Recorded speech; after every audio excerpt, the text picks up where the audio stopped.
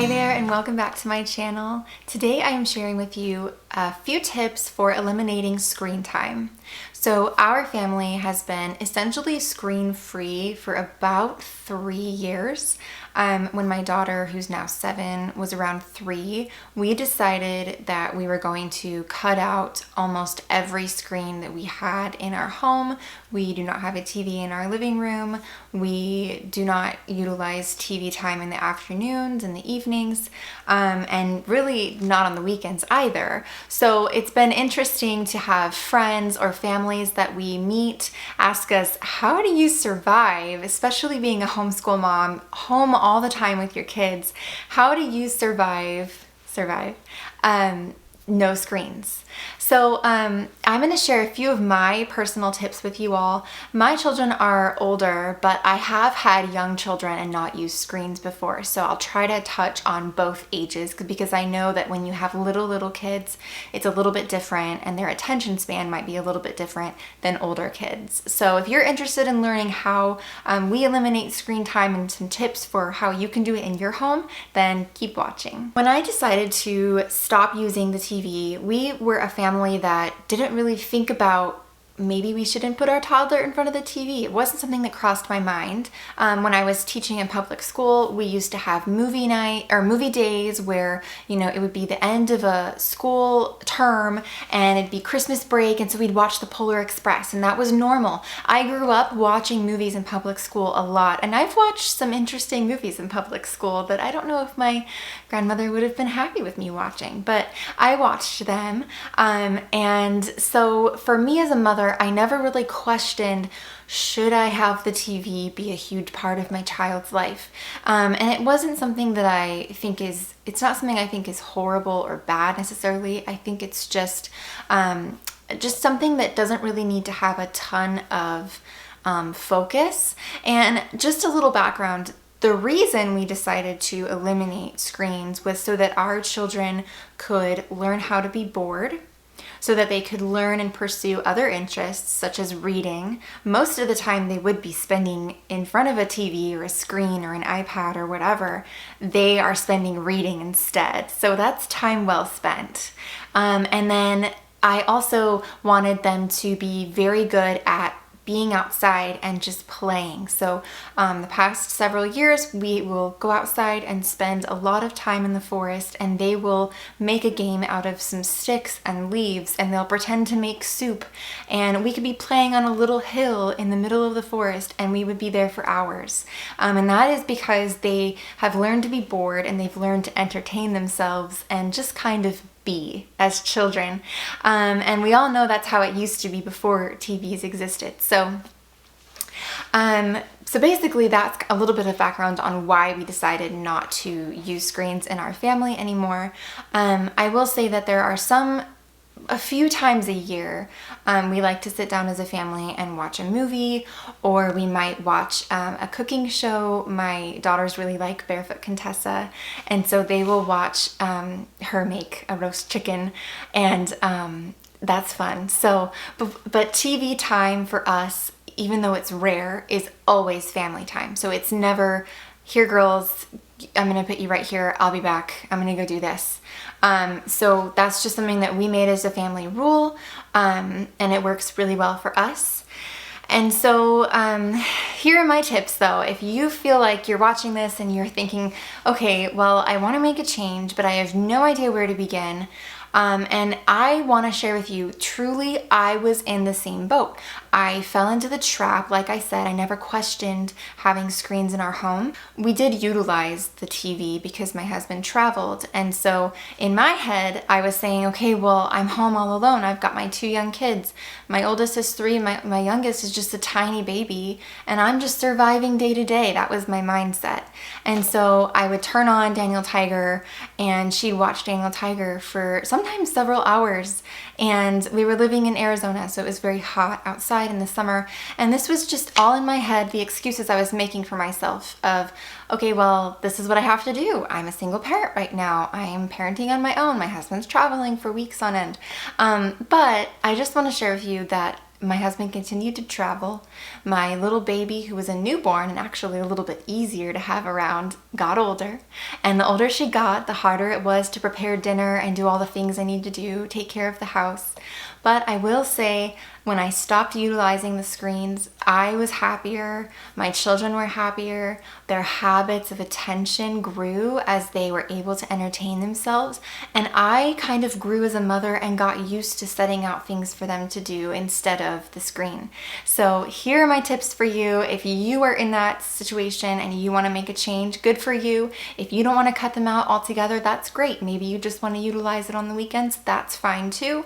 For us, we live mostly 98% screen free and we're so happy with it. But that may not be the situation for you. So either way, here are some tips that we use to help eliminate screen time. So the first is my secret. It's my teaching secret. It's what I used when I was a teacher in public schools. You love this secret. I still use it every single day with my children, and that is the art invitation and the play invitation. And if you guys are familiar with my channel, you've been around for a while, you know that in my day in the life video, I have a couple on my channel, but there's one where my youngest is still pretty little. I'm still nursing her and she's pretty little. I think she's 18 months old. In that video, I set out a play invitation and an art invitation at different times during the day. So in the morning, we weren't fully homeschooling yet because my oldest was only about 4.5. And so we had a pretty open day. And so there's a lot of time to fill when you're a stay-at-home mom. And so we would wake up and do breakfast, and then I would set out, sometimes the night before, I would set out some toys from the playroom or an activity, always open-ended, so some animal figurines or some magnet tiles or some wooden blocks, and I would set those out and I would let them play with those. And it's funny because you call it an invitation because you are setting it out without asking them, what do you want to play today, sweetie? Or, oh, here, play this. You don't even say anything to them. That's the cool part. And what's amazing and remarkable is that your children, they gravitate towards it. And my students, when I was teaching, we'd come back from lunch, and that transition from lunchtime to the classroom was always a little chaotic. And it's the same thing at home. If you have a lot of children, or you have 2 children or just 1, there's a little bit of chaos in the transitions between meal times or lessons to no lessons or whatever it may be. And so setting out that little invitation, setting out that thing saying, I'm thinking of you and I think you might want to play this, and you don't say it out loud, you just set it out. And it's amazing how the children just gravitate towards that activity. And so in that video, you can see how I set them out. But that is my number 1 tip for moms, is the art invitation or the play invitation. Now, the play invitation is just setting out an open-ended activity. Sometimes I'll do the magnet tiles and I'll do the train set. And so my daughters, it's so funny, they will just start making a little train track, and then they'll make a magnet tile bridge, and it's a whole activity. It'll take up an hour or 2. And it really is just wonderful, the play invitation. Now, the art invitation is not as intense as you think, because I think in my head, when I realized what an art invitation was, I was thinking, okay, that's a lot of prep on my part. I'm a mom, I've got all these kids, I can't do that. But all it is setting out some different art materials. So I bought a giant thing, I think it was at Target or Amazon. I bought a giant thing of like feathers, googly eyes, little round pom-pom balls, glue, construction paper, some paper plates, anything, and markers, anything that you have around your house that's art supplies. You can put a few of those things out together. Now, don't set everything out at once. Be strategic about your art invitation. Only set out a couple of things a day and by themselves each time. So one time I might set out some paper plates or some paper bags and popsicle sticks and markers, and the next day I might set out some paint. And you know, if you're familiar with me, I really love schedules and I love scheduling things out. So at one point, I actually had a Monday through Friday schedule where I would say, okay, I'm putting Play-Doh out for the art invitation on this day, and on Tuesday I'm putting out watercolors, on Wednesday I'm putting out puppet making materials. On Thursday, I'm putting this up. So I do like to do that because guess what? It takes the guesswork out of your day. It really frees the mind. So if you think that'd be helpful for you, I highly consider trying that out. If your children are busy doing other things, they will not think about watching TV or playing the iPad. And so that's my first tip, is the art and play invitation. My next tip is to just plan your day ahead. So a lot of times when you're using the screen, it's because you have to make dinner.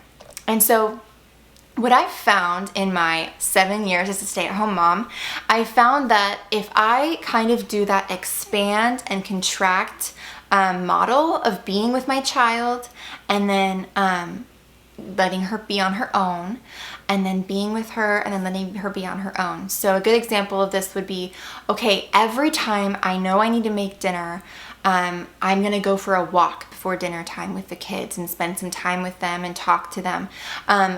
Being outdoors is just good in general, but being together in nature, that's something where you're connecting with your child, and you know after that, and your child will learn too if you have some sort of rhythm for your day, because children do need a rhythm. They need some sort of little schedule. It doesn't have to be a schedule by time, but they need some sort of constant, because if it's just every day's chaos, they're not going to know what to expect. They won't understand breakfast and then play, lunch and then out of doors time, and then art time, and then dinner. They won't understand that if you don't make it somewhat the same each day. So it's important to have a good schedule. That's my tip number 2.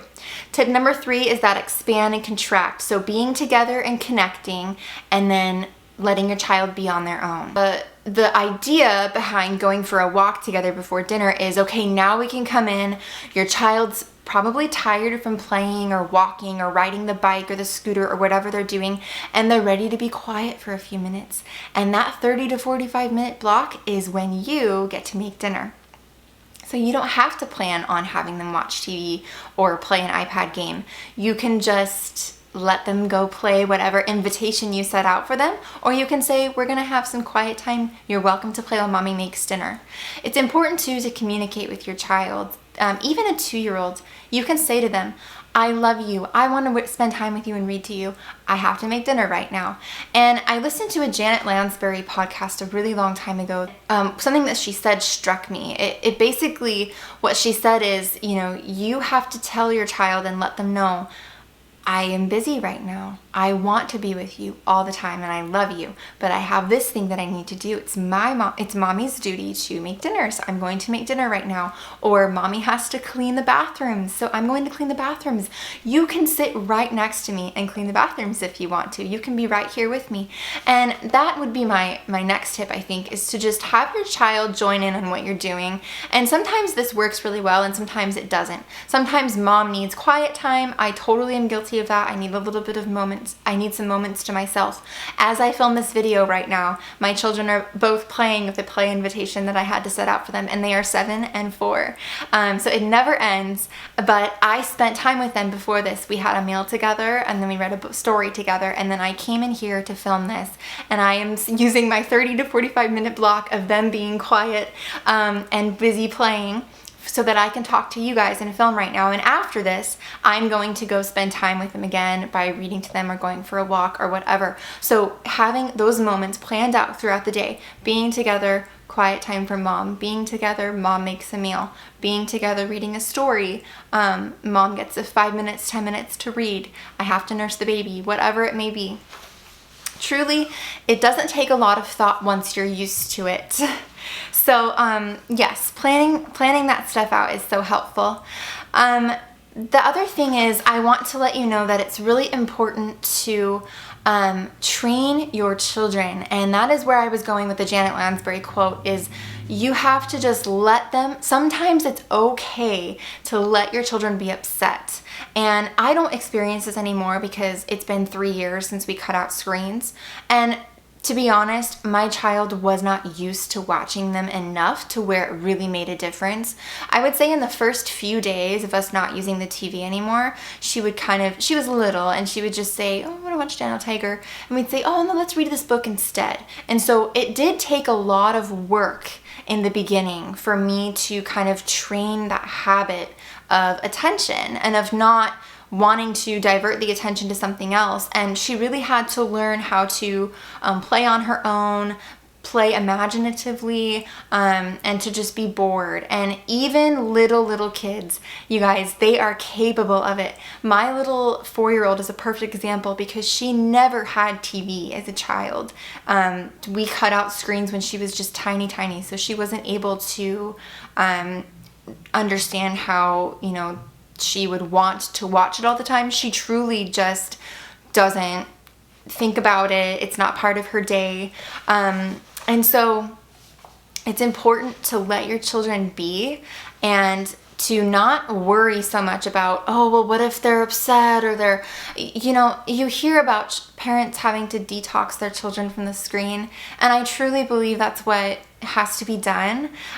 So I want you to know that it's not, you know, if your children are really used to watching TV or having the iPad, it might be really difficult at first, but I want you to know that it won't always be that way. And afterwards, you can look back a year or two later and think, wow, that was really hard, but I'm so glad we did this now because my children are so good at playing on their own, and they're good at playing together, and they're good at keeping themselves busy, and they have a lot more time to pursue interests like reading or playing music or creating things instead of just sitting idly watching a screen. It's something I really am passionate about. A developing child doesn't need to be watching hours of TV a day. I could go on and on about why we shouldn't use screens, but another facet to this kind of complex idea of not using screens is replacing that screen time with time out of doors. And I would say this is my last tip and my biggest tip,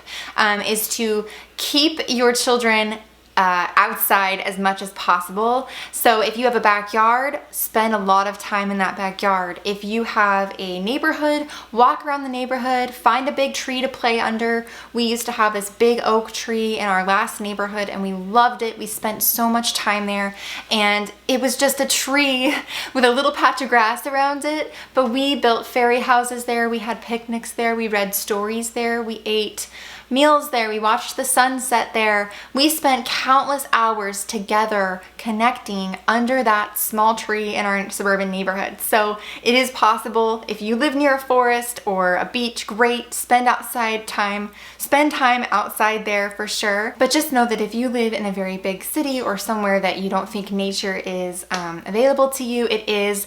Follow the weather patterns, watch the birds that come visit your house or your neighborhood. Truly, being outside is going to be your biggest key. I would spend 3 to 4 hours outside each day with my kids, and that would easily take up the time that I would use with a screen. So in my next video, I want to talk about how to teach your children to play outside and how to get them excited about being out of doors. What are some things mom can do? So look forward to that in just a few weeks, and I'll share with you some tips for that. But if you guys are going to try this or anything that I mentioned in the video, leave a comment below. If you have any questions or some struggles that you want to discuss, I'm happy to talk with you about it. I truly believe that cutting out screens as much as we can in this day and age, our children are going to get a lot of exposure to them at some point, so keeping them as minimal as you can in childhood is going to be beneficial to them. So yeah, let me know if you have any questions. Hopefully this was helpful, and I'll see you in the next one. Thanks so much for watching.